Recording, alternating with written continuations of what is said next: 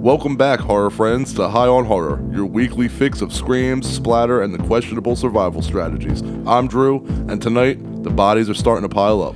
And I'm John. This episode and every future episode is dedicated to all the horror hounds and stoners out there who want to expand their knowledge of the genre and have a good time. This week, we're diving into Traumatika, the latest nightmare from director Pierre Tsigaridis and producer Maxime Rancon, the team that already terrified us with Two Witches. And they're back on the show, along with actress Rebekah Kennedy, making this their second haunting visit to High on Horror. It's a brutal, atmospheric descent into psychological terror, where fractured realities and folklore collide, and who better to walk us through the madness than the filmmakers themselves. So get comfortable, because tonight, we're not just reviewing Traumatika, we're talking directly to the minds behind it. All that and more today on High on Horror. Interviews, reviews, and the latest news all rolled into one.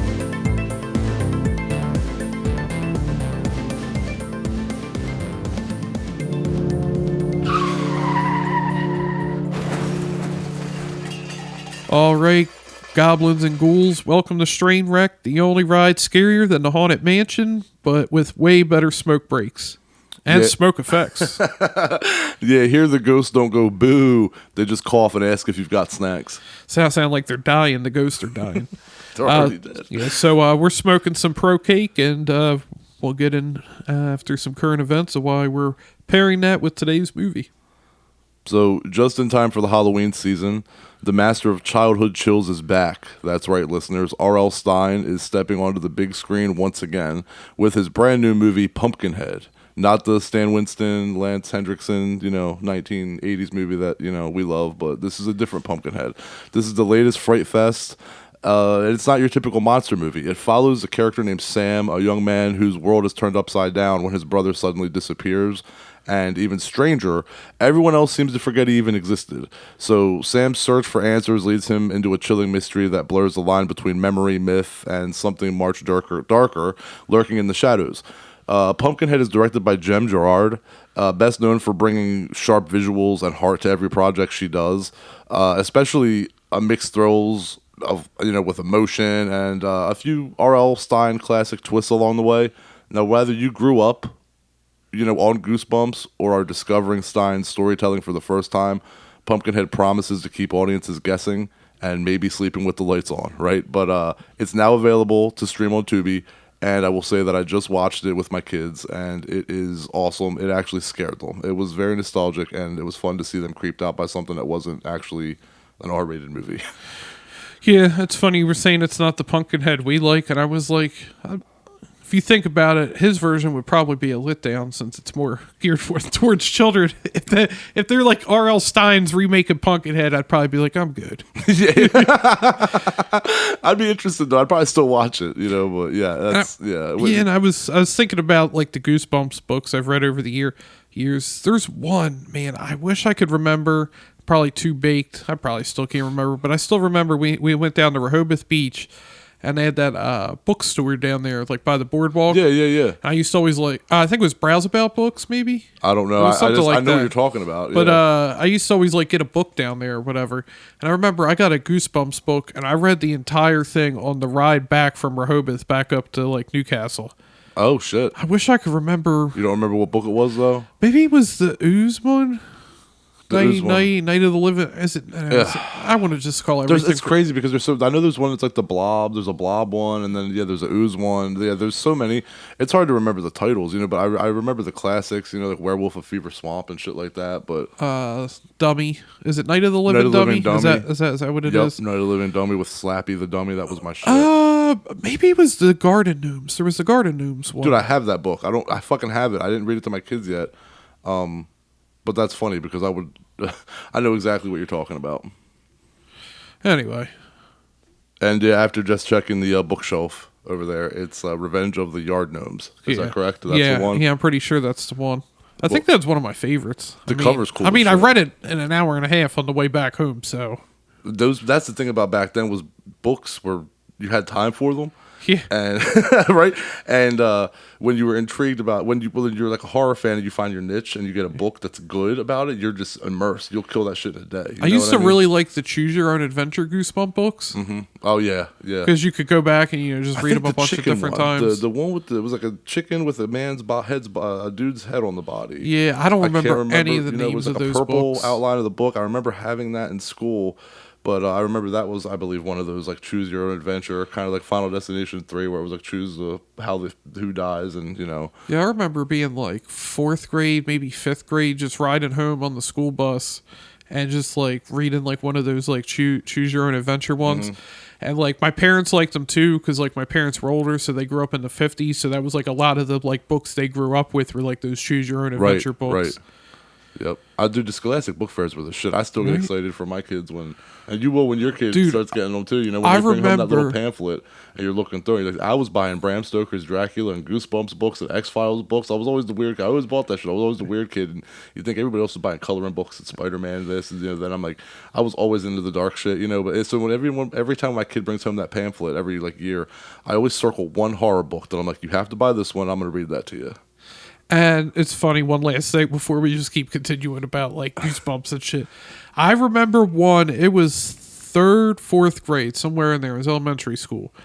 There was a book I remember we saw that everybody was hyped for in it. Like, I ended up getting it, but like it sold out fast.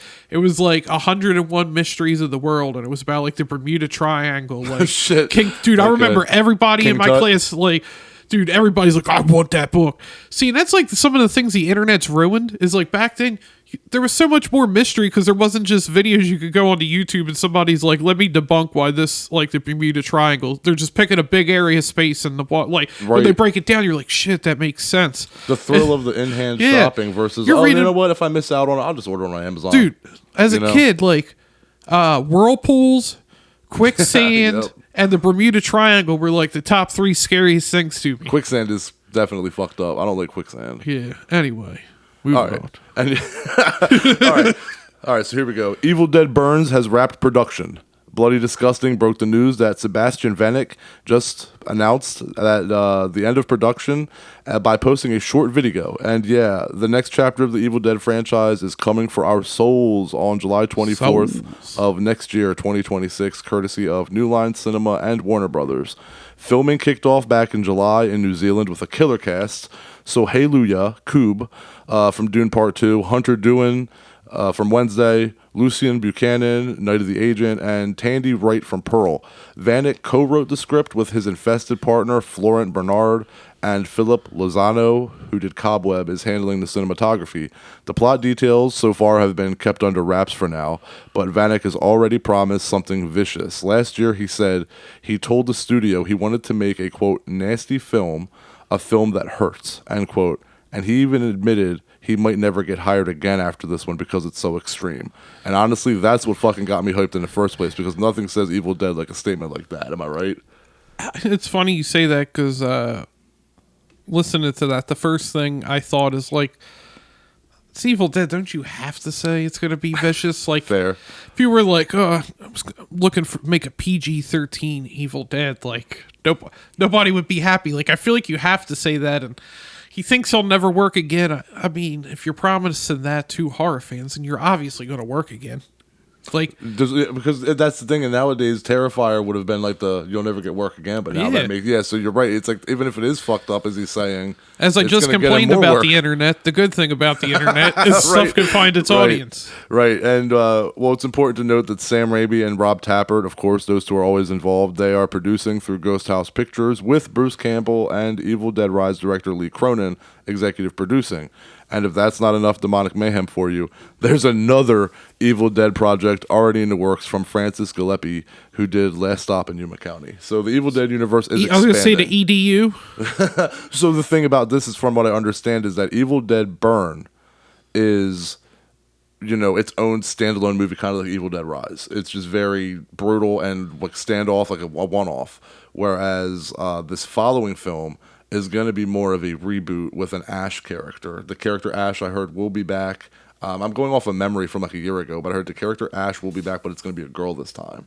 So I don't know if that's true or not. But the next movie after this next one is supposed to start a series. Next movie after yeah, the it's next supposed one. to restart the Jeez. whole series, and they're going to start following each other and be sequels after this point. But Rise and Burn are officially like standalones. And I'm for it. I think Evil Dead scenarios like working standalone. It even worked for Evil Dead Rise. Yeah, Just I don't do it know. I too just much. feel like it makes the world like really big, and I mean it makes sense, but I don't know. I kind of like the self-containment of the first couple. Yeah, well, we'll get back to that. I guess 2 movies from now. Two But, movies. All right, yeah. So tell us what bud we're smoking tonight, bud. As I said, we're smoking some Pro Cake. It's a indica dominant hybrid. All this information's from All Bud. About 70% indica, 30% sativa. It's a cross of Holy Grail Girl Scout cookies and ice cream cake, which I've had ice cream cake before, and not just ice cream cake. The strain as well. I don't know. Ice cream cake is fucking delicious. Yeah. But it has to be cold, and if it's sat for like a day or two, it starts getting bad. Yeah, it has to have that crunch to it, that That firmness. crunch. Anyway, I feel like we might have smoked it on an episode before, but anyway, the THC level is around 25 to 26%. Flavor profile: creamy vanilla cake, nutty cookies, subtle kush and sweet tones, with aromas of earthy, spicy, sweet vanilla, kush, a nutty smell. And the effects and uses are for stress, anxiety. Fucking, that's a new one. Anxiety. that protein got Anxiety, you already. mood disorders, insomnia, PTSD. For some users, yeah, it is funny. You notice, like, I think this is usually around when I make it before the weed starts kicking in and start just. You always start getting fucked up on your Yeah. words at this point. Also, I did want to say real quick that it didn't even sound like you were listing off ingredient like weed things. It sounded like you were reading off the ingredients off a fucking cake box. Like, Right? I'm in. I mean, this does have ice we cream should cake make mixed in it. We should make cake, like with this as like the edible that we put in it. That's not bad. I have my wife do it. And one of the user reviews on here said, if you're an indica fan, meet your new best bud. This creeper takes 5 or so to kick in, but the train will definitely roll into the station. 5 or so. What hits? That's what they're saying. Okay. I mean, I don't think it takes me. Well, I mean, depends what level Depends they're on what talking it about. is. Yeah. Face melt with the full body zap. Oh, man, Body zap. this is like the face melt like Indiana Jones. I don't want a body zap. Body zap. That sounds painful. Head to toe locked with a weighted blanket feel of comfortable pressure. Spacey and unfocused. Well, I guess I got the This is unfocused not making part. this shit sound good at all. Yeah, I'm worried now going into this. You're already feeling the effects, brother. Ride it out. Oh, man. Anyway, so getting into why this pairs good with Traumatika. Yeah. Pro Cake is one of those strains that lets tension fade without turning off your brain completely. For a movie like Traumatika, it's dark, heavy, with emotional intensity. It gives you enough body relief to chill out, but still keep you mentally present for the uneasy moments. Yeah, I guess with that body zap. Yeah, and it says you're unfocused, so, maybe you might be able to kind of, if it gets too much for you, you can kind of jump out, and then you won't be totally knocked out. You'll be able to ride the film's waves from a calmer place. Okay. All right. We'll check it out. All right. Sounds good. Well, yeah, I mean, pass that shit. So grab your joints and your Ouija boards. It's time for Puff Puff Ask. Actually, the Ouija board's how we suggest you actually send your questions in. No. Yo, man. Puff, puff, pass. Welcome to Puff Puff Ask, our fan mail corner where we light up, conjure your questions from the crypt of the inbox, and share some eerie love with our listeners, where you bring the questions and we bring the smoke. Chainsaw Chad wrote us, if you could erase one horror movie from your memory just so you could experience watching it for the very first time again, what would it be? All right, so I definitely wouldn't pick a movie that's shitty because I don't want to experience a shitty movie. I would say... I mean, but if it doesn't exist... Or, wait, hold on. Wait. Are we erasing it from history or just from your memory? That's... Oh, from your memory, yeah. Okay, memory. I missed that because of the weed. All right, just from your memory. I was going to say in Focus, John, existence. focus. It's the goddamn Pro Cake. know. It's set on focus. Anyway. So yeah, this is a hard one, but that's no, I'm not gonna say it. Never mind. since I'm not, I'm not going to erase one that sucked. I'm going to erase one that I could experience all over again. I'm going to have to choose between Halloween and Evil Dead. The perfect tone of those movies, that's cinema. And those are legendary movies that I'd love to let re-traumatize me just for the fuckery of it. I mean, but are you experiencing them now in like today's world, or do you get to like transport back to when you were a kid and re-experience them?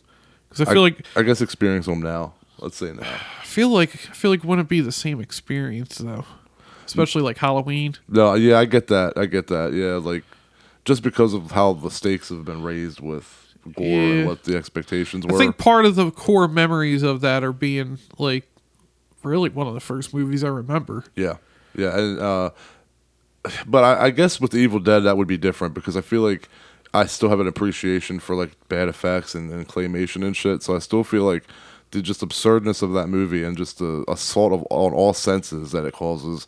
I would still like to definitely rewatch the Evil Dead, but maybe not Halloween so much. But the Evil Dead would be cool because that would just be like a brutal, like holy shit movie. Also, though, I'll add this in. I would like to just go back and re-experience for the first time watching Tales from the Crypt. Dude, just the joy of that. I remember alone, hiding under my blanket just from the intro. The Crypt Keeper. Knowing his little ugly ass was going to sit up and give you that little... Dude, and you know what's funny is like after he was talking, I was fine. But that intro, man, it's the power of the music would just scare the shit out of me as a kid. Yeah. I haven't watched Tales from the Crypt, honestly, in maybe close to 2 decades. Oh, it's a fun watch. What's man. aged as a pro? Because I remember watching as a kid, and I feel like I probably shouldn't have been watching some of the stuff. No. There was Tales from the Crypt Keeper. That was like the animated the kids version, one. the kids version. Yeah. Don't let your son watch it yet. Yeah. If I could experience one movie again, I mean, and I get to experience it if I have to experience it today. I feel like you're just gonna shake your head. I want to see The Lighthouse again for the first time. Okay. Dude, the first time I saw that, I feel like if it wasn't so late when I leave here, I probably want to go home and watch Lighthouse now. But that's a long movie, though. But I also would like to wipe Halloween Ends from my memory and then just take you on your word that I should never watch it. You didn't say Rob Zombie's Halloween. You said Halloween Ends. I mean, I still haven't got my comparison for the year because, I'm bringing them, I'm doing remakes and originals and remakes, and I put Rob Zombie's Halloween on there. It's been since theater, the time I saw it at the theater. Yeah. And I just want to finally make that decision. I feel like Halloween Ends is going to be worse. And I brought this up to Kenny and I mentioned it to him. And he's not a big horror fan, but he said he thinks that I probably will say that I hate Halloween Ends more. And I was like, I think you're right. Yeah, I think you will too. I do too. Like I said, I put Rob Zombie's Halloween before Halloween 6. I know you disagree with that. I know you do. I know you do. But so I definitely think you're gonna find it better than Ends. The story's dumb as hell, but I like the Michael and Curse. So, well, that's the thing. I like James Jude Courtney more as Michael than I do Tyler Mane. So like Michael Myers for Michael Myers, I like James Jude Courtney. I like the Blumhouse trilogy's Michael more. But story-wise and effect-wise, they did Michael dirty in Halloween Ends, man. They did him fucking dirty. My bones. They did him dirty. All right. Next question here we got is from Coffin Queen. That's a cool name. FF, not COUGHING. Coffin Queen 13. If you could swap places with any horror character for one night, hero, villain, who would you choose and how would you survive or terrorize differently? So the one I would pick is I want to be Chase Porter. Who is that? It's Heather Langenkamp's husband in New Nightmare. Oh shit, that's good. But that's good. Like, see, I was gonna say Johnny Depp from the first one, but then like in New Nightmare, it's actually Heather Langenkamp. It's not Nancy. Right. And obviously, you got a kid, so things are going good. So I mean, I wouldn't even try to survive differently. I'm fine. I lived the full life at that point. Life and had a kid with her. You're good. Life complete. Oh god, you're ridiculous. Oh shit. So I'm not surviving any differently. I guess maybe not have the glove with me. Maybe that would help. Yeah, that's hilarious. You know, it's funny because I was actually going to say that Alexis Arquette, who played Damien in Bride of Chucky, was going to be my pick because he got that whole like dance from Jennifer Tilly and all that. You know, that's but fair, but I was going to he leave it went away. rough. I wasn't going to bring it up. I was just kind of thinking, is that the perv side of my brain coming out? And then Yeah. I'm like, all right, you know what? If John's answer's that, you know, my answer's fine. Yeah, But no. I've probably guaranteed we never get Heather Langenkamp if she ever listens to our podcast.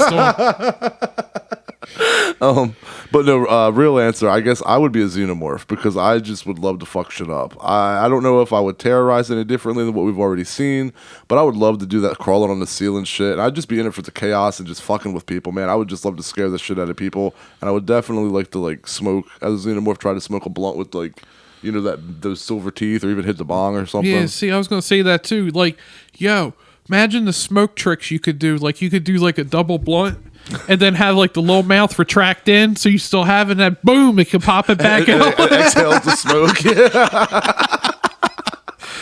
Oh, shit. Dude, it's funny because I was like, yeah, if I was a monster, I'd probably pick Xenomorph. You know what? I'm surprised you didn't pick Godzilla. Yeah, that's actually really good. Damn, I didn't even think about that. You didn't go with Godzilla. I didn't even think about that, man. I would love to be Godzilla just so I could like walk over the city and have people looking up at my taint. Right? Yo, I feel like I would grow a bunch of weed as Godzilla, like just and then like torch it with your and then atomic just torch breath. it. You just got it just coming up. Yeah. You just have a whole fucking field. Oh, we of got Halloween 4 on. This is funny because this is the part with my kid that I've learned by memory. That once I hear, if I'm not fully paying attention, once I hear, you shot Ted Hollister, you son of a bitch, I know I got to start fast forward. Yeah, I mean, it's not an explicit love scene, but it's definitely too much for a kid. But I mean, it's cool that it's on in the background now. Have we ever discussed real quick? I know this puff ass. I mostly. Okay, entirely tongue-in-cheek with Nicole. She ain't ever going to listen to this. She don't like us. Remember that, Nicole, if you're listening. He said that. Remember that. Remember, he said that. He said that, not me. I said, I don't see what he did wrong. Oh, man. You always side with the assholes. You know, that's you, Listen, man. You Brady, also like the fucking stepdad or dad from Halloween 6, rather. So, I mean. Yeah, he's hilarious. Listen, Brady had plans to go out Halloween night, and I said, Nicole says she doesn't see the problem. My problem is Rachel did not tell him. I agree with Brady. She was like, when did you know you had to babysit? This morning. And you wait till now to tell me? After school? Mm-hmm. Come on. Nicole was like, well, maybe she didn't see him till then. I was like, obviously they go to the same school. You could have let him know at some point during the day. You think she didn't probably see him? So I mean, Kathleen Kim, right? So I don't think Brady did anything wrong. I guess I understand that. I mean, and that's definitely a lot of people's mentality is to just move on, especially when you're a horny teen. But my thing is that Rachel never expressed to him that she wasn't interested in him. She still, you know, kind of made it seem like she was interested, even though she blew him off. So I do feel like it kind of was a dick move. I feel like if he could say, like, she blew me off, didn't seem like into me or attracted to me, she just totally ghosted me, she was a bitch to me, then I could see, like, what he's doing was wrong. But he's kind of leading her on by moving on like that. So I guess I'm the lover over here. You're the asshole when it comes to this stuff. So. But have you seen Kelly Meeker? I mean, we're looking right now, right?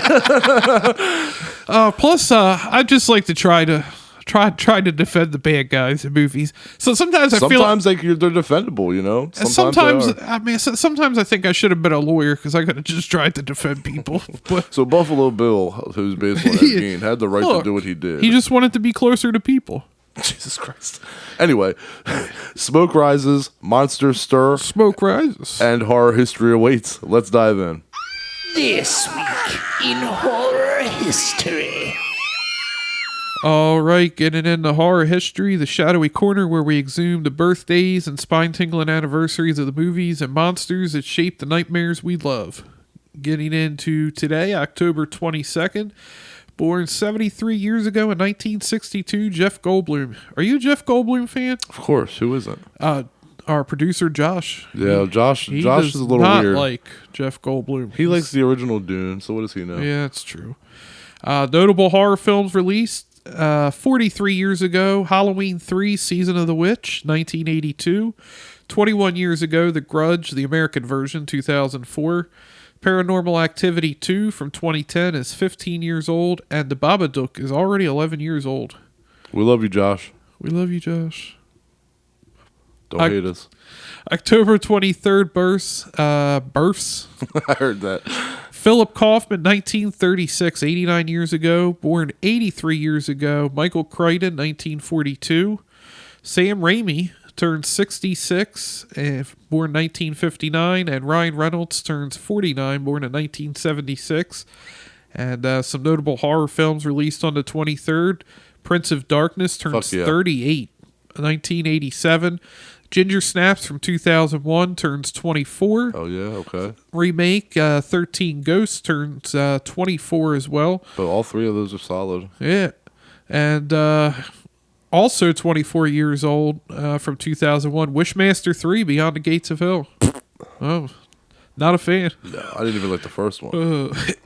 16 years ago, Saw 6, 2009, and The Gallows turns 10 years old from 2015. Getting into the 24th, I never trusted that rat.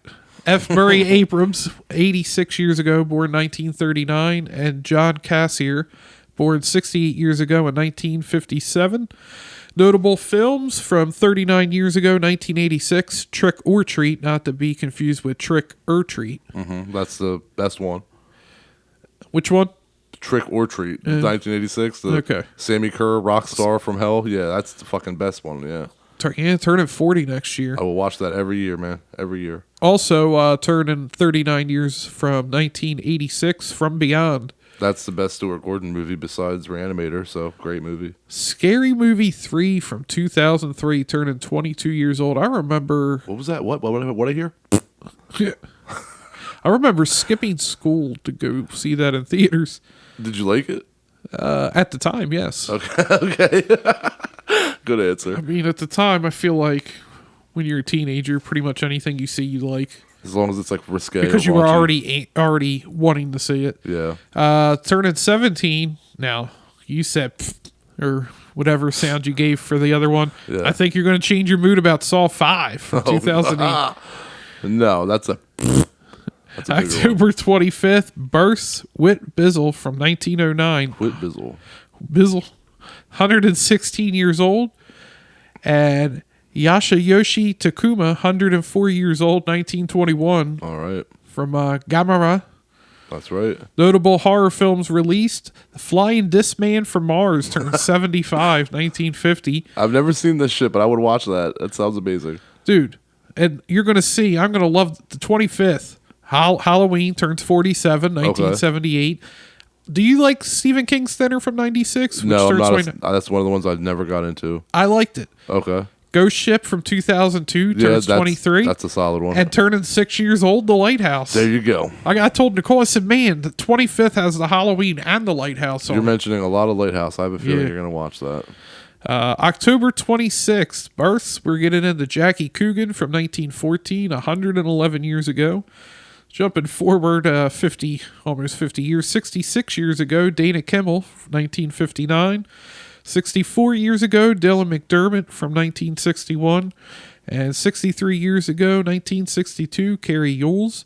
Notable horror films released: When a Stranger Calls turns 46, released in 1979.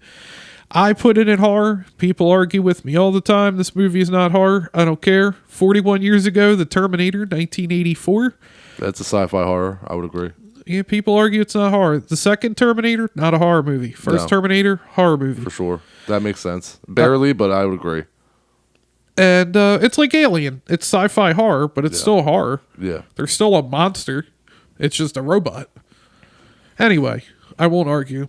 Well, I will argue, just not here.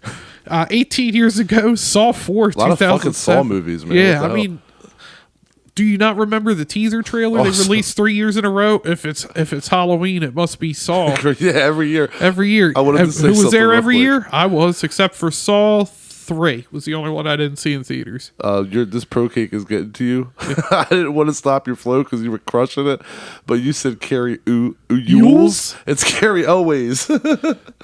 Is it? Yeah, Carrie. I always heard Yules. I don't know. I mean, that's okay. Maybe it's not the pro cake. I don't know. I'm just, I thought that was the weed getting to you. Oh, well. Maybe I gave you too much credit. Maybe. Damn, that's hurtful. Anyway, we're going to move on to October 27th. Ivan Reitman, 79 years ago in 1946. And Jeff East turned 68, born 1957. Notable films, we got The Shocker, 36 years ago. Come on. It's just Shocker, bro. But, The Shocker. I'm not saying the title's The Shocker. I'm just saying we have The Shocker. I'm not. You act like it was an excuse for me to say The Shocker. It wasn't? I don't know how many times I've said it at this point now. Anyway, 36 years ago in 89, Shocker came out. Turning 30, a classic, Vampire in Brooklyn, 1995.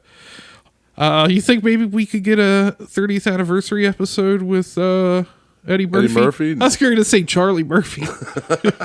No, I don't think Eddie Murphy's. Yeah, I don't think he's coming. He's too busy to be on this show. I don't know if he's even busy. Even if he's not, he's too busy to be on this show. Fair. House on Haunted Hill, 1999, turns 26. Do you like that one? I do, but not as much as the original. But I do like that Nicole one. likes it, and whatever. Turning 25, Book of Shadows, Blair Witch 2. I do like that one. That one gets a lot of heat, but I do like that one. Nicole, I don't like any of the Blair Witches, but Nicole likes Blair Witch 2 better. Okay. I still like the first one, but I like the second and, one. Here we go again. Here you go. You already saw it. Turning 19, Saw 3, 2006. Let me see here. We're moving on to the 28th. Drew didn't have anything to say about Saw 3. No. Saw, that's the last good Saw. That one was the one where I started to be disappointed. I loved Saw 1 and 2, 3. I thought it was a decent 3 wrap-up. disappointed me. Everybody died. So you think? Well, yeah. I mean, you got to keep it going. Anyway, October 28th. I feel like I've said, and I think Josh has said, I feel like I have said anyway probably already 20 times. I keep catching myself saying it. Yeah, it's like saying in between words, it's tough. John Bowles, 130 years ago in 1895. Elsa Lanchester. Did I say Lanchester? Yeah. Yeah, that's how you say it. Yeah. I was... The Bride of Frankenstein. Yeah, I was about to say Lancaster, like PA, where the Amish are. Mm-hmm. And then I was like, wait, did I say it right? But yeah, surprisingly I did. 123 years ago in 1902. Greasy Joe Spinell. He's not really greasy, just a maniac. I always picture and laugh at that meme when it was like, it's like a downward angle of looking at a girl on a bed and she's like looking like she's pleasurable, and then it's like what I look like, and it's him all greasy and sweaty in his weight tee, all fucking. You can just tell he just emits smell. The funny thing is, I had seen the Godfather movies before I saw Maniac, so I was like, is this really Chi-Chi? Yeah. Dude, it's out. Shit, it's funny. For Puff Puff Ass, a movie I want to experience again for the first time. It's what I meant to say. Forgot it. But well, it's not a horror movie, but The Godfather. I would want to experience that again. Where was I at? Joe Spinell. 88 years ago, 1937. Buck Flowers. That's our boy. 74 years ago, Joe R. Lansdale, 1951, and 51 years ago in 1974. Joaquin Phoenix. Dude, I remember the first time I saw his name, I was like, how the hell do you pronounce that? And I heard Joaquin. Yeah, I went, what the fuck? And I was like, I did not get that. If I'd ever heard the name Joaquin before, yeah, I would have said the same thing. Joaquin. And horror films released, 2 in 2001, so 24 years ago. Donnie Darko, and nice. One of my kids' favorite movies at this point, Monsters, Inc. I like that you included that. That's a good one. And 20 years ago, Saw 2, my guy. Oh, my God. Okay. Well, that's one of the better ones. So it's funny. Fine. I can't wait. Fine. I don't want you to look at tomorrow's for the 29th, unless you already have, because I think it'll be hilarious. Pumpkinhead Ashes to Ashes turns 19. That one was all right. Like, the Pumpkinhead sci-fi movies were pretty good, actually, but... Nothing touches the first one, and I still despise the second one, Blood Wings, despite what people say about that. I fucking hate it. I don't want to have sympathy for Pumpkinhead, so keep your soft shit out of it. Don't say it. All right. Don't say it. Moving on to the 29th. 78 years ago, Richard Dreyfuss, 1947. Winona Ryder, 54 years ago in 1971. And films released The Devil and Daniel Webster, 84 years ago in 1941. Nice. Fast forward in 60 years to a classic, 2004 Saw turns 21. Okay. And then 15 years ago, Saw 3D, the final chapter. My God. came out. My God. Might as well just name this horror history, just the history of Saw. It was the Jesus. week of Saw. Did we get them all? I'll say, is there even one that you didn't mention? So let's see. We got Saw 3D, Saw. Then I there was guess Saw 2. Saw 2, Saw 3. I don't know if we got Saw 4. Saw 4. I don't think we got 6, did we? That's what you started with. 5 and 6. Yes, so the original run.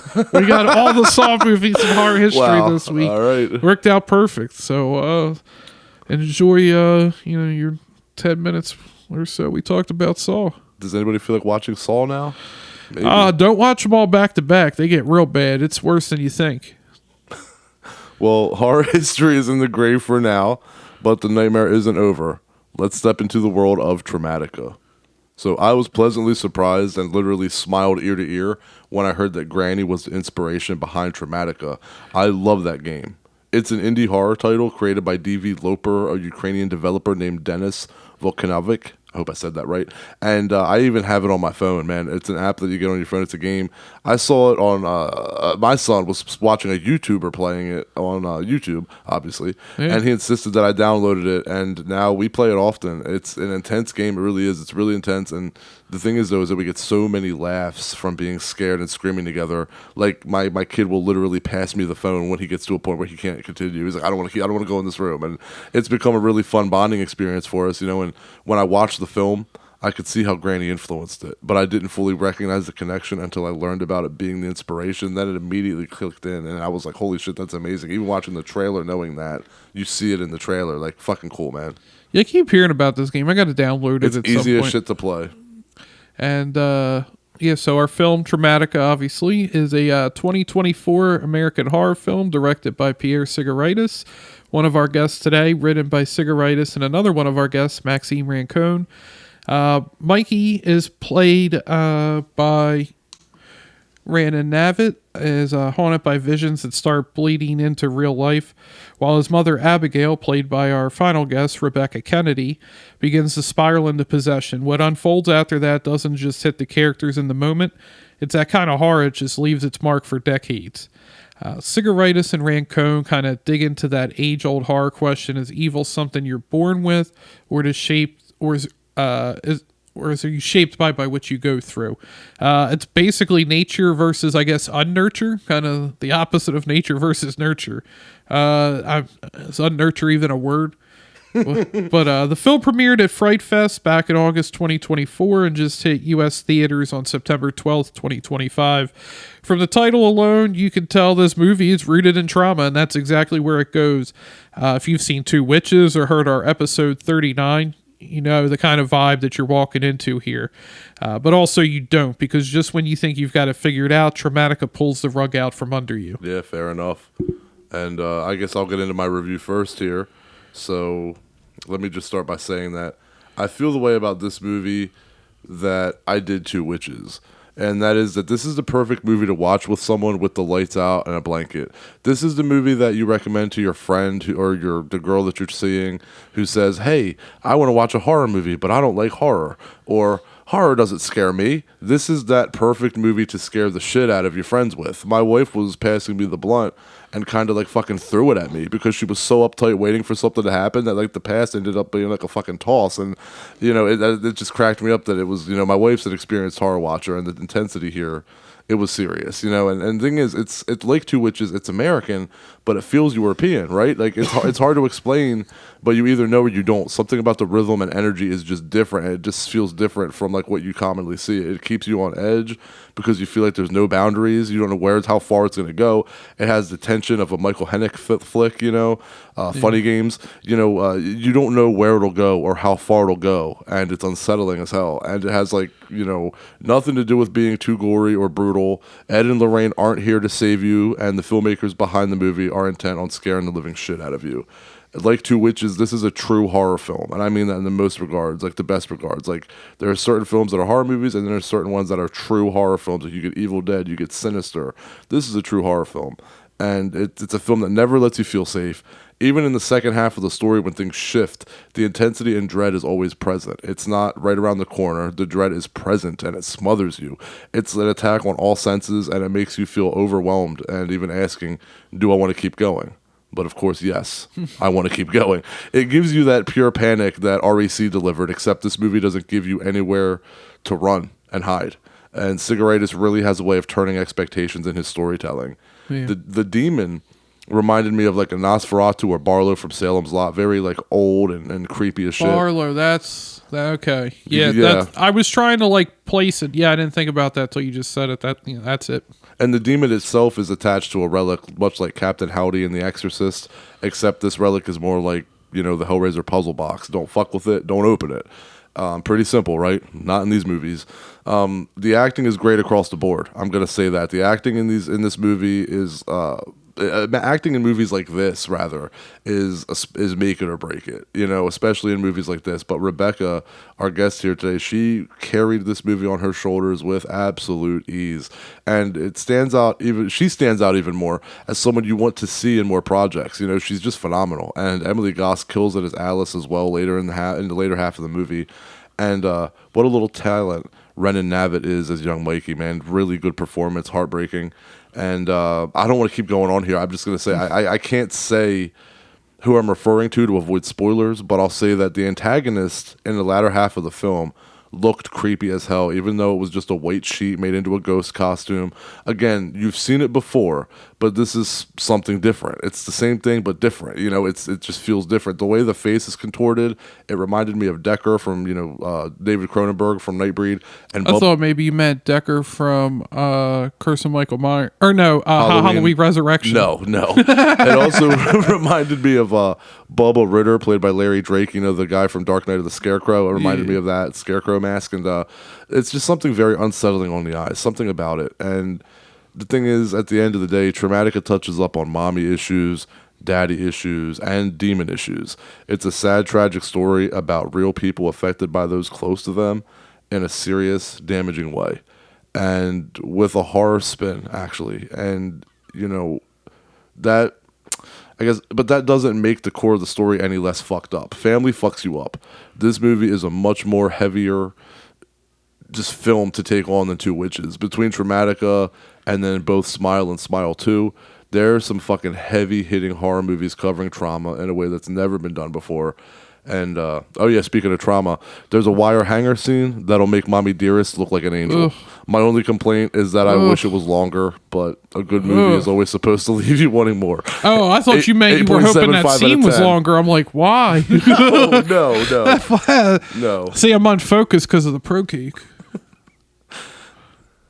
What's your review? Okay, yeah. Anyway. Tell us your thoughts, John. Yeah. The atmosphere in Traumatika is just heavy. It creeps in. It'll let you breathe for a second, then pulls you right back in. Mm-hmm. There's even moments of comedy, but they don't feel out of place. They come from uneasiness and nervousness. Just like Two Witches, the effects and cinematography are incredible. There's some grotesque moments, but if you really look at it, it's art. Now, I've seen some criticisms floating around online, and honestly, I don't agree with most of them. People say the movie doesn't know what it wants to be, basically saying it doesn't fit neatly into one horror subgenre. But that's actually one of the things I like about it most. It flows between different subgenres. It does it seamlessly. It never feels out of place. Mm-hmm. Another critique I've seen is that all the characters are shaped by trauma. And yeah, That's the point. That's the point, right? Have you ever met someone who's lived through something life-changing, abuse, family secrets, a horrific accident? Those things shape people sometimes forever, and that's exactly what the film's showing. So that criticism makes absolutely no sense, and I've seen it from more than like one person. It reminds me of the same pushback we saw with the Danish Speak No Evil, which we actually talked to Christian Tafter about on episode 36, cheap plug. People complain about the ending of that movie too, but the ending is the point. Same thing here. As far as where it sits for me, I don't know yet if I like it more than Two Witches. I gave Two Witches an 8.6, and this one's right up there. Definitely an 8. Maybe 8.4. I'm more of a monster guy than a supernatural guy. So, like, Max, Pierre, Rebekah, don't be mad at me. I still loved it. But with that said, grab your joints, spark them up, grab your bongs, spark those up, whatever the hell you got. Eat some edibles. Get into our interview now with Max, Pierre, and Rebekah. Here with us are no strangers to the podcast, Traumatika director and producer Pierre Tsigaridis and Maxime Rancon, and the star of the show, the lovely Rebekah Kennedy. They were on episode 39 for their prior film, Two Witches. Welcome back to High on Horror, guys. Thank you. Thanks for having us. Thanks, guys. So I'm going to jump right in here before we get into the movie, and I wanted to ask Max and Pierre, have you guys tried any new strains worth mentioning?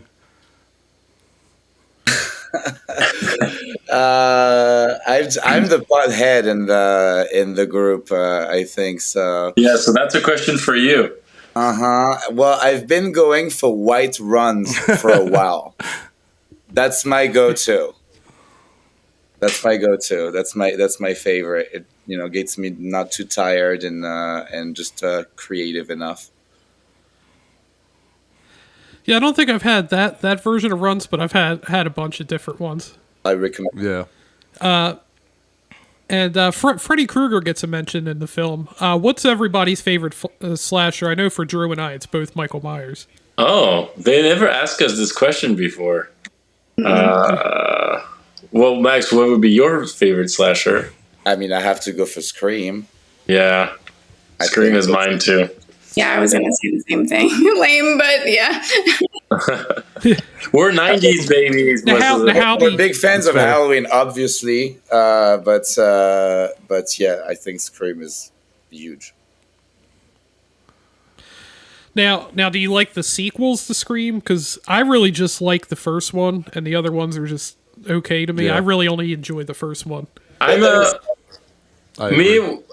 will go up until 4. After that, I don't like them. I don't want to have anything to do with the rest. So 1, 2, 3, 4. Anything by Wes Craven. I'm good with. Valid. That's pretty fair. much agreed. That's fair.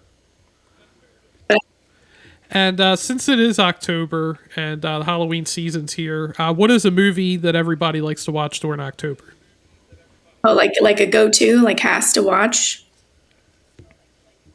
Yeah, like every October, you're like, oh, it's October, it's close to Halloween. This is a movie I got to watch. Well, Halloween.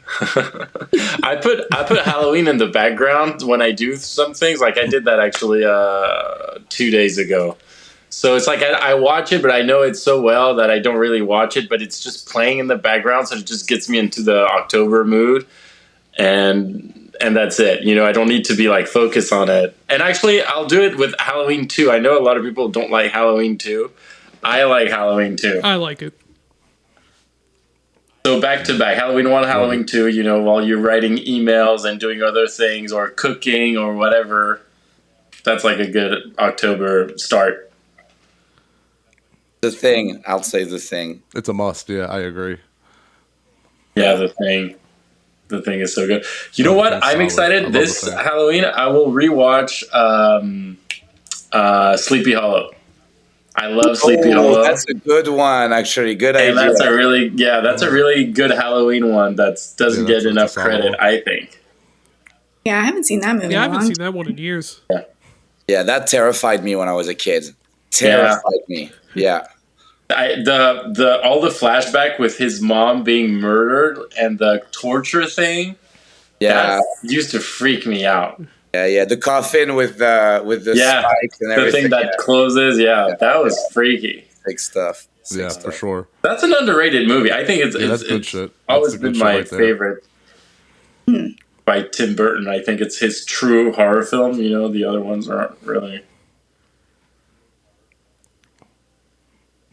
I mean, And the cinematography on it's amazing. Yeah. It is. Yeah, the cinematography is amazing. It's like they did the what's it called, the pull process, whatever it's called, like when they don't they leave the silver chemicals in the film stock to keep it like super contrasty. And I was reading about it. It's Lubishki, that one of the best DPs ever, who did that, and it's just like so much better than the average movie in terms of cinematography. That's why it's like so good. Kind of a period slasher. What do you think about it? Yeah. Rebecca, what's yours? I mean, I really look forward to like the Rebecca, new did you give your movies. movie that you watch? No, can you hear me? Okay. I Hello? can hear you. Okay. I can Can hear you you guys too. hear me? Okay. Because everybody was frozen, so I was like, I don't know if I'm just sitting here by myself and you're all. I mean, I can hear you, but I couldn't know if you can hear me. I'm like thinking of something I watch every year. I really look forward to like the new movies, and then if I'm like flipping through channels, I'll stop on anything that's horror. Like the same thing if I'm flipping through like a streaming, I'll, like Pierre said, like put something on in the background there. As far as like older movies, there isn't like necessarily a list of like, oh, I have to sit down and watch this front to back if I've seen it already. Unless I've like gone through all the stuff that's new. I don't know. I really like love all the new stuff because I haven't seen it. I don't know what's coming. And then I'll kind of go back and like watch the older stuff, if that makes sense. So what's the new stuff you're looking forward to? Okay, so I've seen a lot of the ones that have come out so far, but I'm really looking forward to like Good Boy. Yeah, Comes out, like tomorrow. everybody is. Yeah, Comes out Yeah. today. Yeah. Mm-hmm. Tomorrow looks good. Bone Lake looks pretty fun. yeah. What else? I loved the Black Phone, the first one, so I'm looking forward to the second one.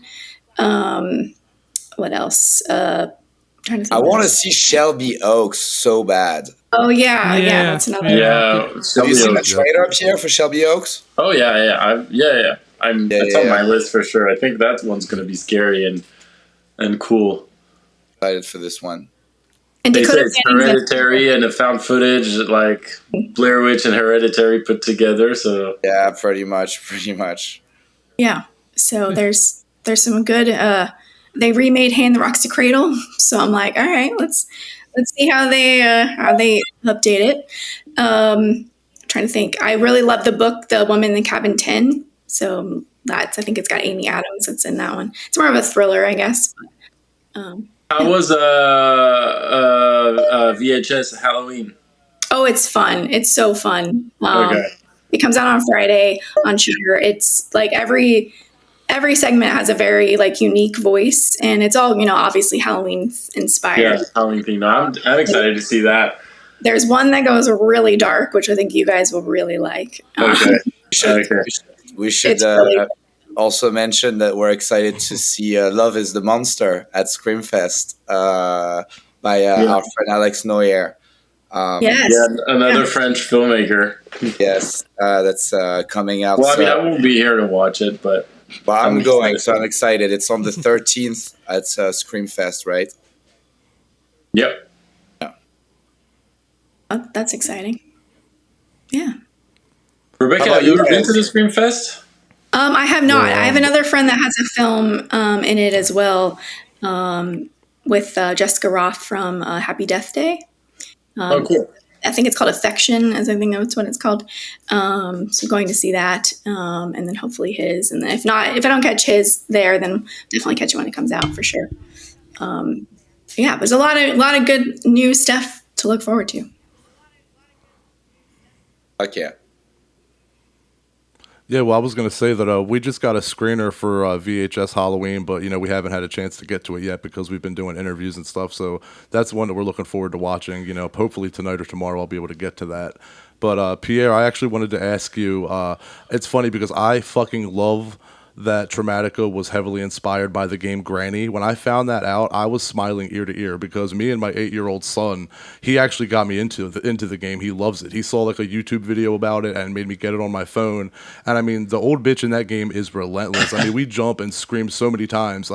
What about Granny made the right spark for you for the story?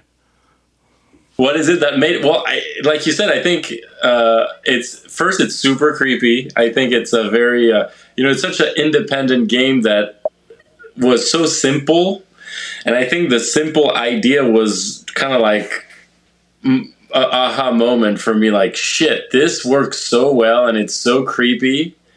To just have like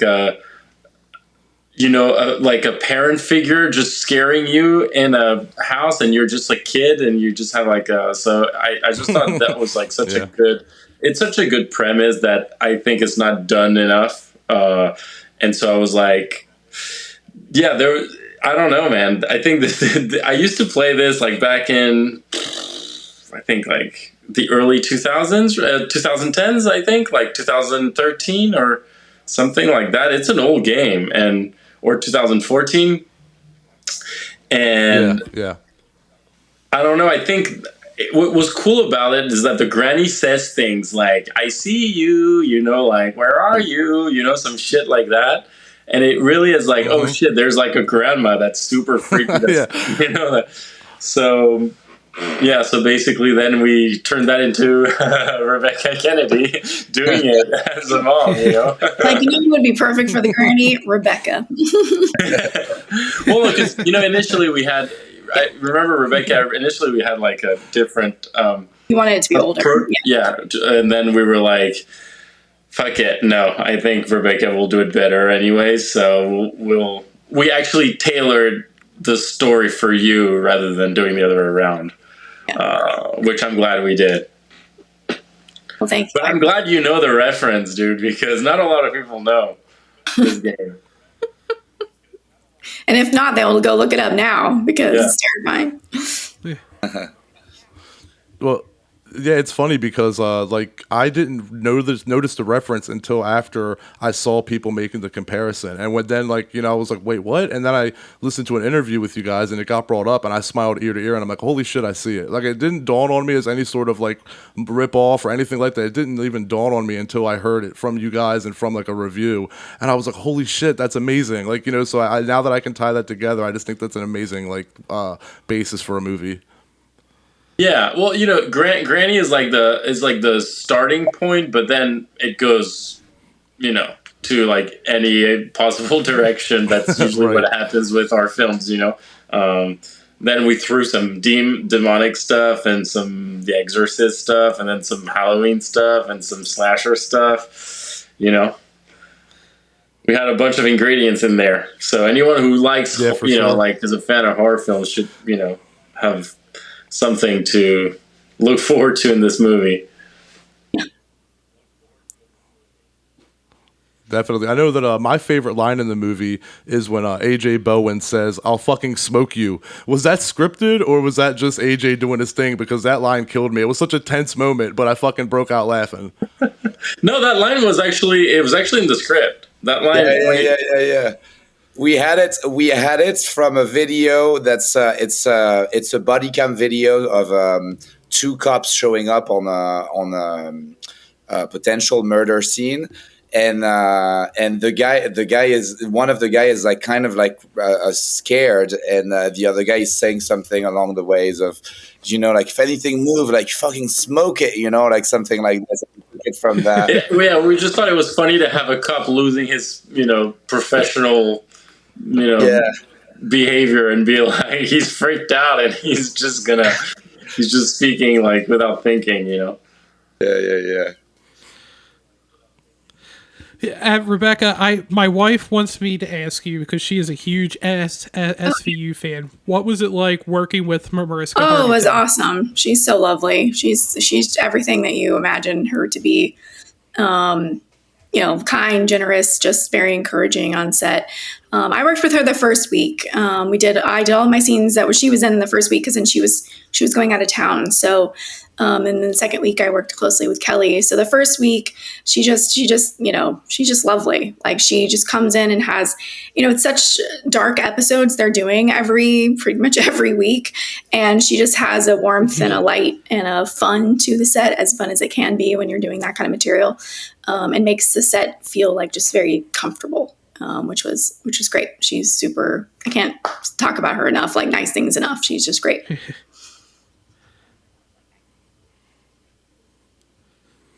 And you said on our last episode together, Rebekah, that you didn't smoke, but you play characters that are, quote, on stuff, end quote.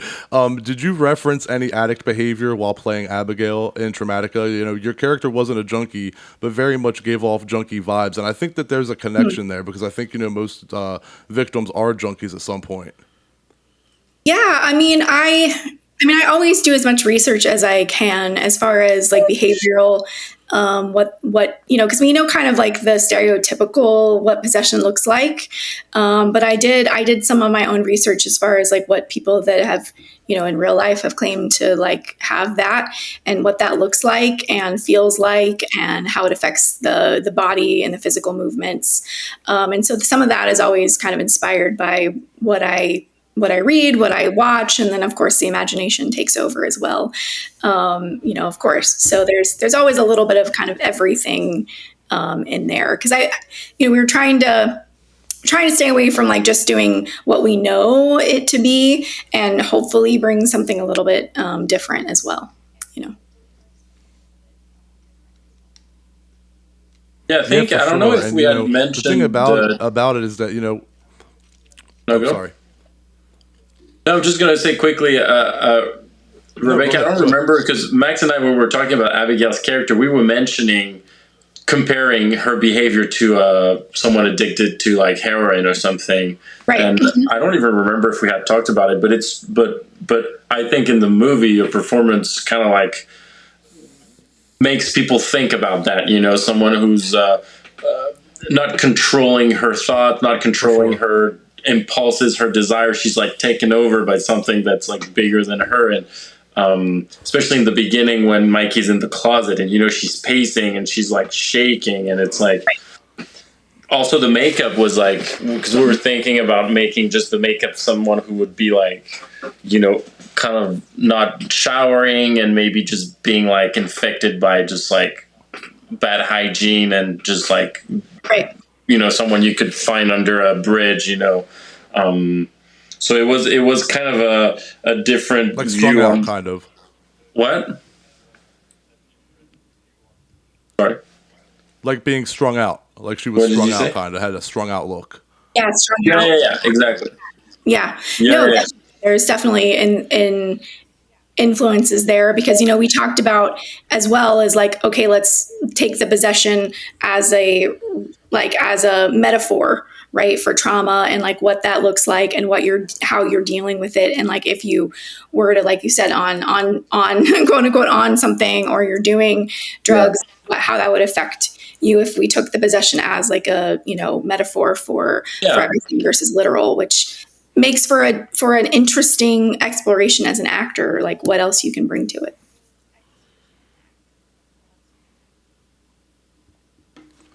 And the thing about it is that Rebekah, you have such like a sweet demeanor. You look like the girl next door, but yet here you are playing these like evil, terrifying, heinous women with contorted facial expressions, and now prosthetics, makeup, and snot running down your face.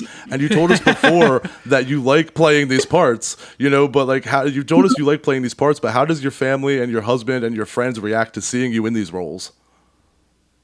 Well, my parents hadn't seen the movie and they didn't really know too much. I don't tell them a lot. I kind of give them the basic premise, and then they watch the trailer and everything, but they don't know much. And so I went back to Texas the weekend it opened in theaters to see it with them, because I was like, oh, I really want to, be like with them as they're watching, and they both were jumping. My mom had to like look away twice in the same place. She couldn't watch either showing in the same exact spot. She had to look away, even though she knew it was coming.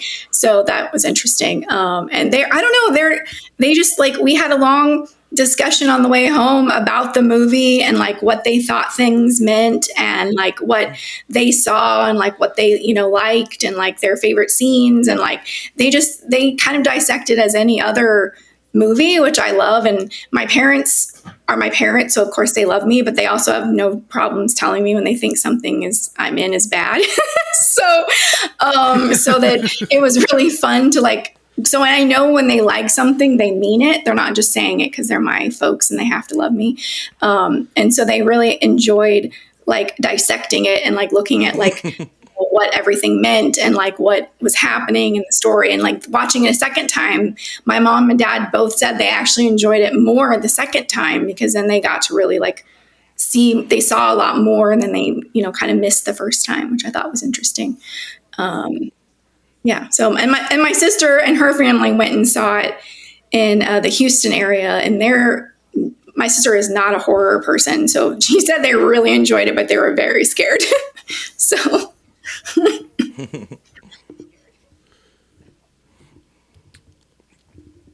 No, that's great. That's great. I'm sure that you love hearing those types of reactions and everything. And, you know, was that your real voice? Like, did you do any voice training for that, or was that like done in post-production, or was that all you? Pierre, you want to answer that one? I mean, it depends. There's a lot of her voice. There's a lot of voices. There's actually the whole Volpazzo and demonic possession voices. It's like we were even trying things in the studio with like a lot of different effects and shit. So you would have to ask me which. But there's a lot. There's, you know, Max, you can maybe jump in on this, but there's a lot of different things actually. Yeah. Layers and we knew that the sound was going to be very a key element of the story somehow, you know, because we wanted to be as immersive as possible, and so we really focused on you know, Foley's and things like that. You know what I think, Rebekah? I don't know if we told you, and I think from what I remember, because now it's been more than a year, I think we pitched you one half step lower. Mm. Yeah. And the whole dialogue of your whole performance is just like teeny tiny, a little lower, which makes it, you know, a little bit off because... Yeah. No, we didn't go too far. We didn't go like low, like, oh, we're repitching you. I don't think we can't really hear it, but it's subtle. It's like slightly lower than your actual voice, which I think was cool. And also I think at the time we were like, let's make this character sound even less like, for example, Masha from Two Witches, you know, make this character have like a kind of like that something's off about her, especially when you're at the door and you talk to the sheriff. At this particular scene, you can tell that your voice is slightly lower and it's just a little off, you know, without hindering the performance or anything. I think it's like a subtle detail that we had this idea. Yeah.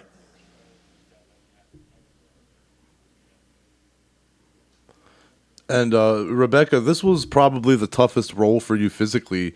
Yeah. How did that experience rather change you as an actor? And would you put yourself through it all again? I would. It's kind of why, like, part of the fun of me being an actor and what I like about acting is doing stuff that, like you said, like, is so wildly different than me. And like my life at home is pretty normal and boring, and getting to like go to these sets and do these things that I would never get to do, or hopefully never get to do, is what is really exciting. And like exploring it physically, I knew that, you know, the things that she was going through, the trauma, the possession, you know, lives in the body. It doesn't live in the head. So it was really fun to like figure out how she walked and how she moved, and like pre-possession and post-possession, like what does that look like? And like we talked about, like if trauma was in the body and we could actually see it manifesting itself outward, what that would look like. And so I would absolutely do it again, because every time it's a challenge, and it's like, oh, I don't know if I can do it. And then when I do it, I'm like, oh, okay, cool. Like, that's something that I feel like accomplished, like the running on all fours. Like Pierre's like, hope we can do it. I'm like, hope we can too. Like I like to say, that one from my perspective, it felt like it went like a breeze. Yeah. We didn't. I mean, kudos to you, Rebekah, but it was not a struggling thing on set. In fact, it was like one of the things that worked the best, Easiest, the fastest. Yeah. Yeah, you crushed it immediately. You crushed it immediately, yeah. There was what else? I mean, I guess maybe the makeup was more of, I don't know if the makeup was more of a challenge. Maybe for you, Max, actually. Yeah. But, I mean, it's just tedious, right? It's just tedious sitting there. It's about an hour and a half to 2 hours to get it on, and then a little bit to get it off. And so it's just more or less like just time that, it takes to do it. Can get a little like, I guess boring to be, to put it, whatever. But it's like, that's, it's also an opportunity to like sit and relax and think about the day and, get, kind of flesh out ideas and look at the space and just, so, I mean, it's all worth it. And I know Pierre and I laugh about the scene with the black goo being really like a challenge to film. But then at the end of the day, like, it looks so great. It's like, I'm always game, as long as I'm not going to actually hurt. I'm always game to try stuff, especially if it looks good. It's like, it's worth it. It's so worth it to see people's reactions, Yeah, Rebekah, the thing I like about you on set is that you always project and know you always project the end result, and you're not stuck in that sucks to do it now. And I think a lot of people on sets, they don't see further. They're just like, oh my God, it's cold, it's sticky, it's whatever, it's a bitch, I don't like it. And Rebekah, she sees further. She sees in the future. She's like, no, okay, we'll do this because, and every time we're like, thank God it was not fun, but thank God we did it. One thing that I think is not mentioned enough that my roommate was mentioning the other day that he loves is your dance in the basement. The dance is like, I don't know if you guys know what I'm referring to. Yeah, it was funny. I was going to bring that up. Was that your own dance move? Yeah, that's Rebekah's dance move, I guess. We tried. How did you come up with that? Because this is like one of those things that also sometimes sets the movie apart from like a very straightforward horror film where, that reveal would not be that way. And we went a very strange direction that is, in my opinion, very freaky, but it could be funny, but it's so freaky given the context, I think it's really freaky. If I was this cop and I was in this basement and I would see this woman after all this, and I mean, spoiler alert, all these dead bodies of children and this woman dancing the way she's dancing like that, I think it's super freaky. And we were trying a lot of different reveals. Mm-hmm. And I don't remember how we got to that dance, but I think I told you, Rebekah, like, do something else, something, and that's how it happened. Well, because I'm thinking about like me as I'm little, right? I'm like 5'1", I'm petite, and if you were going to throw somebody off their guard, then like that would confuse them long enough to be able to then attack. So there's like also some strategy in there, like where somebody's like, what is happening? And then you go in for the kill. And of course you can only do you only want to do so many of the same things. Right. And I love what you talk about, Pierre and Max, about as far as like, what's creepy to you guys is like the abnormal. That's the last thing you expect. Like when you do the flashlight, you expect to see this like creature or her like looking creepy, but instead it's like this weird dance, which is like, catches everybody off guard, which I love, Yeah. So I really like the dance.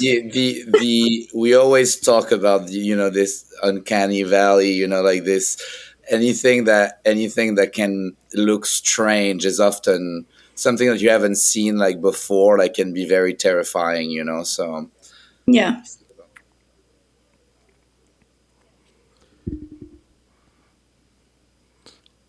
Pierre and Max, this film, much like Two Witches, has a lot of underlying social commentaries, and this film touches on really deep issues like living in a broken home, sexual abuse, and of course trauma. Do you guys find it challenging to, weave a horror story around these grounded, real, personal issues? I think it's kind of like the way we worked on this movie is kind of like the other way around, where we were thinking of horrible things and then we're thinking of what the effect would be. So it was kind of like a natural process to go towards that direction, I would say, right, Max? Yeah, we were.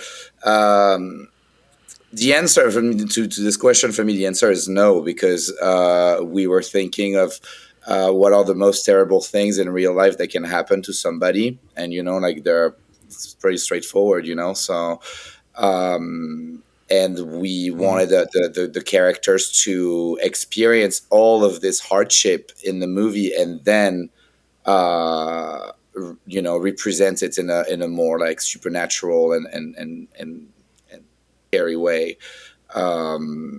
So no, we believe that horror is also present in everyday life, and that's also something that we wanted to show in that film.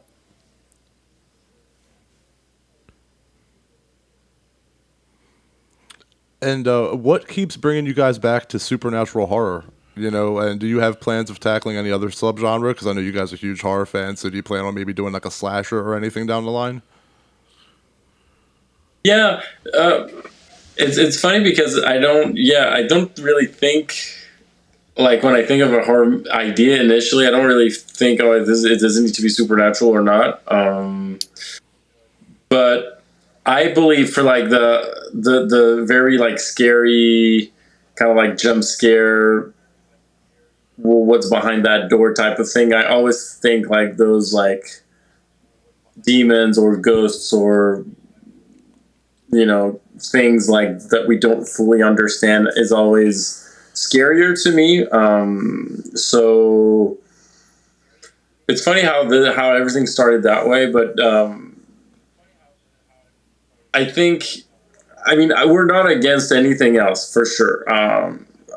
Like I said, like my favorite slasher is Scream, and I think in Scream, the ghost face is not invincible, and they die in each movie. So, but on the other end, I don't think Scream is as scary as, for example, The Ring or The Exorcist. You know what I'm saying?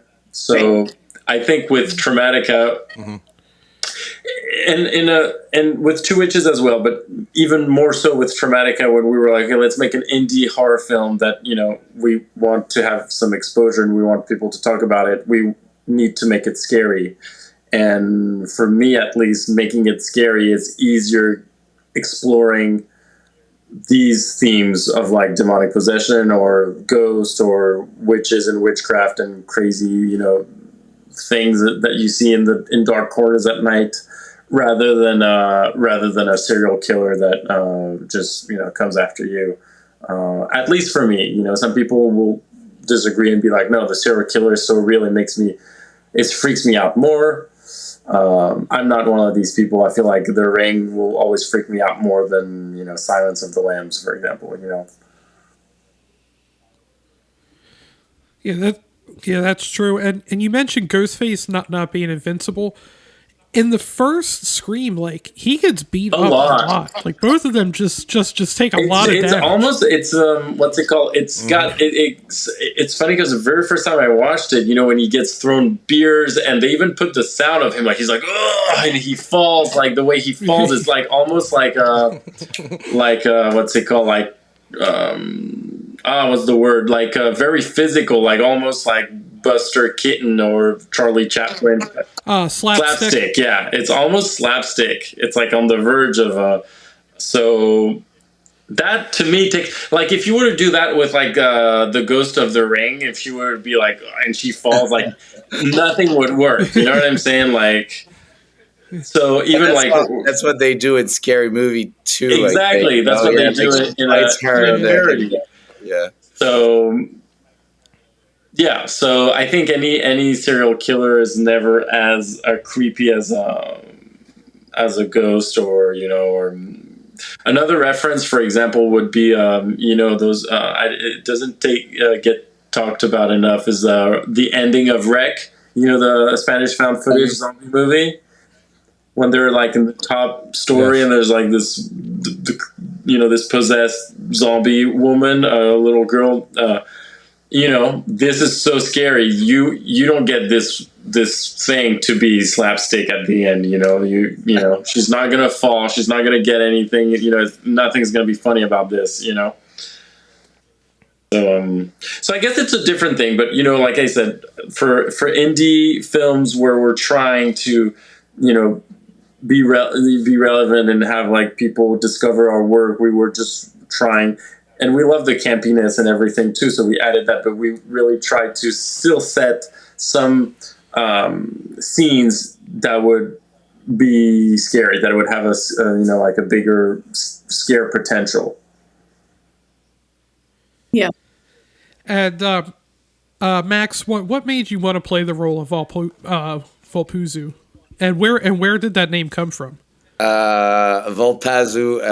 Yes. Well, it was not originally planned. Really, we were. How could I say? Like, we're thinking of using somebody else. We thought of using body performers, and like we went through a long journey about like choosing what the demon would look like. And after a bunch of, we ended up having like stopped on somebody, and after we did a makeup test, I think the day before we shot, and it did not go well. And realized that it was not gonna work, and we tried, and at some point Pierre was like, "Dude, like do it. Why don't you do it?" And I always wanted to, that was always interesting for me to play like a scary character in a movie, like so I was game, and it just kind of happened like that. And we did a bunch of tests with different type of prosthetics. We had like a couple of looks for the demon. The first one we ended up not keeping, and then we ended up like going for this type of the Descent meets Nosferatu type of design that was executed by Ko Miyamoto, that we worked with like a lot, and that we love. And it was fun. Honestly, it just happened like that, really. And you killed it. So thank you. Yeah, the physical part of that role was also, a big part of the movie. And I think, again, I mean, me having the camera from my perspective, it kind of went like a breeze too. I feel like the good thing with Max playing the demon is that, there was no explaining to do, it's not like we would have to tell another performer what the movie is about and what is going on, blah, blah, blah. He was just like, okay, we're all on the same page, and we all know who Volpazu is and what he's supposed to do. So it was actually an easier thing to do it this way with Max. And for the name, I would say it's just like a combination of what is it? It's like a combination of a vulture and Pazuzu. It's like put them two together. It turns out to be Volpazu or something like that. We wanted the sound to sound like ancient, like, because obviously the opening of the movie it could be like something from another culture that doesn't even exist anymore. That's old, and that would kind of metaphorically remind you of a vulture, of like an animal that just like is a scavenger that preys on the weak or the dead, or something like a little bit like the what demons will do, in movies. And I think it was a good way of also linking it to trauma, like people that like are struggling with trauma, and then they're more open to being weaker to dark forces. It's kind of like a symbol, so these vultures can scavenge on the weak. Yeah.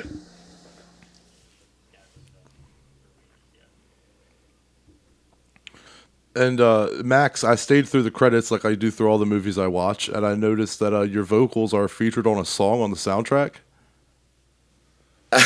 Yeah, we did. We recorded the The track end song. for the ending song, and we were just like doing going back to our screamo days and came up with this. And it's so funny because in the reviews we see a lot of people saying like, "What was the song at the end?" and everything, Like, and it it's was just a banger. Yeah. yeah. We originally we had Under Oath the band to.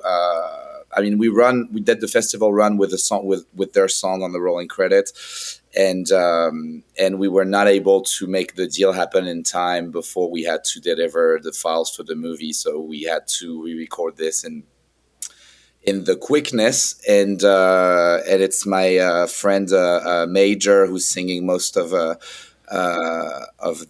lyrics and who composed the song, and I help for the screams and yeah, that's it pretty much.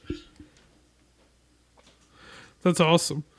And how much of the shooting was sets, and how much was just trying to find locations to shoot? What's the question? How much of the show was what?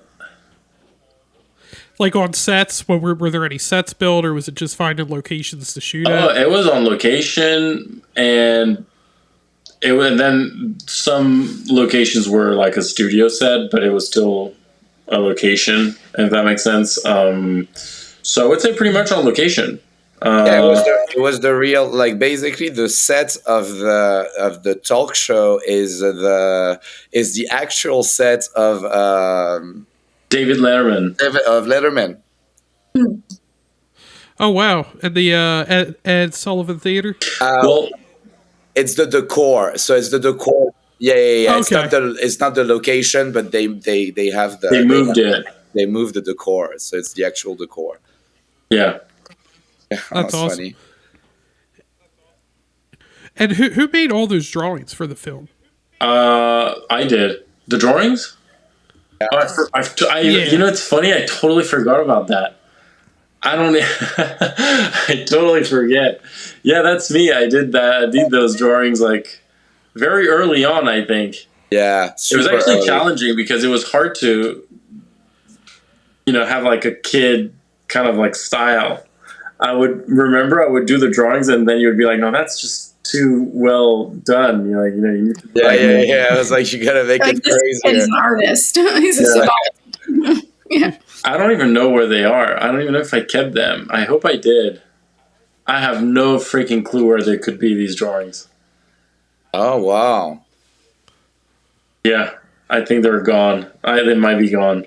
I can do it again. I can do them again. That's crazy. The character of Jennifer Novak, was that based on anyone? Because she had a very Nancy Grace type of feel to her. Yeah.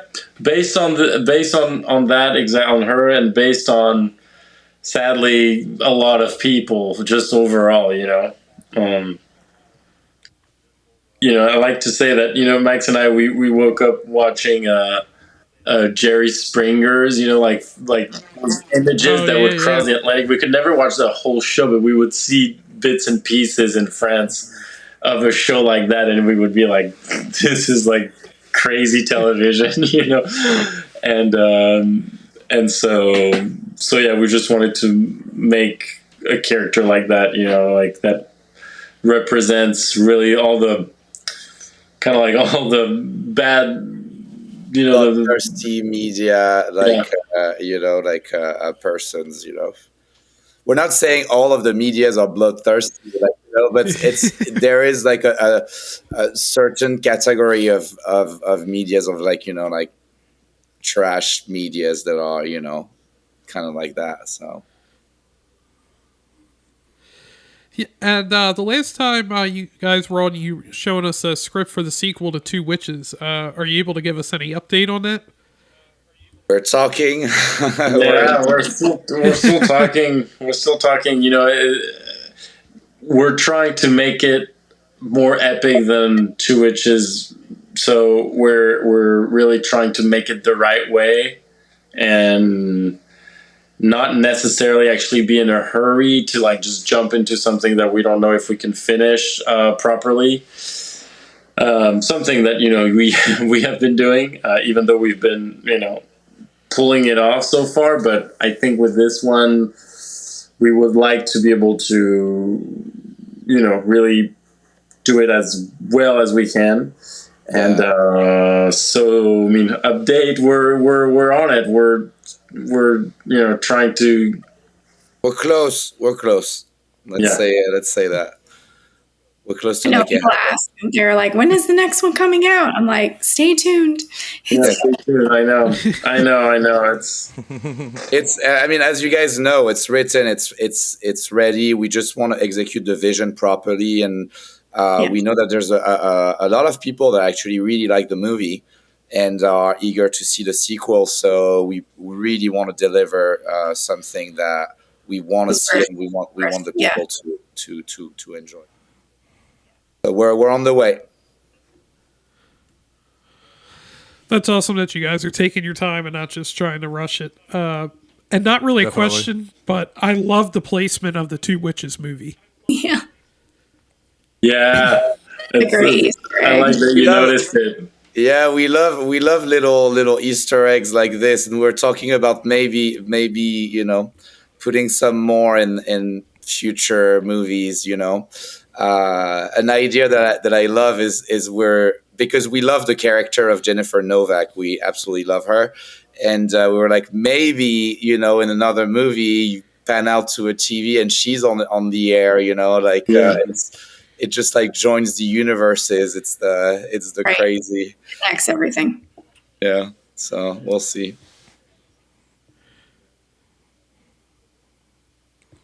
All right, everyone. Well, lastly, without any spoilers, because the movie's not out yet for everyone to see, if you each had to describe Traumatika in 3 words, what would it be? Oh wow.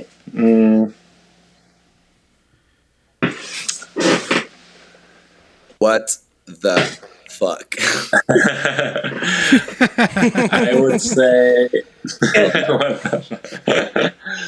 I would say brutal, nasty, and scary.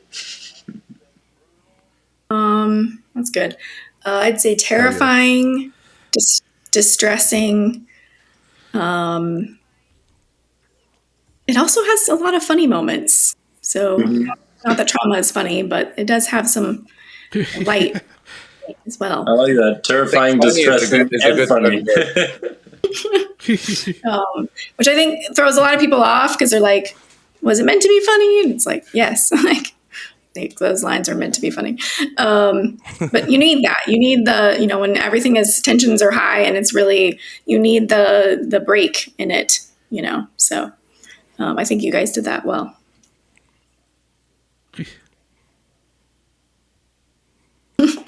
Well, I want to thank you all. John and I want to thank you both for all of you for being on the show again. We love talking to you. It was a great movie. It was a great conversation. Thank you guys for taking the time, and hopefully we'll talk again in the future.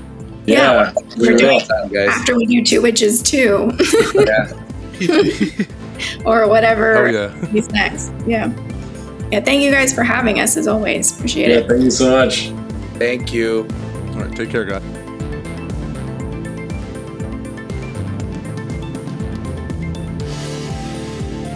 Thanks to all the horror hounds and stoners out there for tuning in. Thank you again to Max, Rebekah, and Pierre for joining us today. And join us next week. We'll have our Halloween episode dropping on Halloween. We're going to celebrate the 35th anniversary of the 1990 remake of Night of the Living Dead. And we will be joined by Barbara herself, Patricia Tallman. So you're definitely going to want to tune in and listen to that. Make sure to follow us online, High on Horror 420, on Instagram, X. We always talk about this. I always just want to go X, Twitter, X, Instagram, TikTok, Facebook. I think that about covers them all. Send in your PPA questions at High on Horror 420. You can send those on social media as well.